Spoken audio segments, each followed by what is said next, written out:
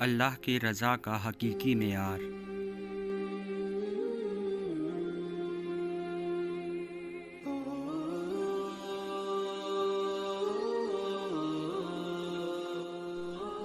ایک شخص اللہ کا فرما بردار ہے، دوسرا اللہ کا نافرمان ہے۔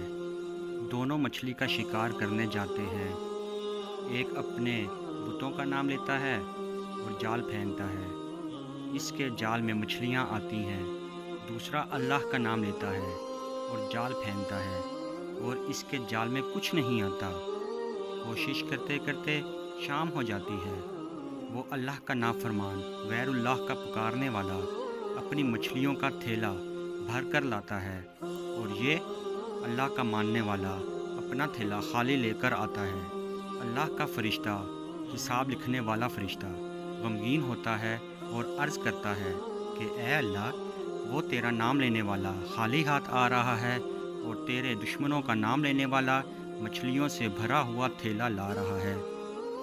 اس پر اللہ رب العزت فرشتے کو ان دونوں کا آخرت میں ٹھکانہ دکھاتے ہوئے کہتے ہیں کہ دیکھ، جو مچھلیاں بھر کے لا رہا ہے اس کا ٹھکانہ جہنم ہے، مچھلیاں اس کے کس کام کی؟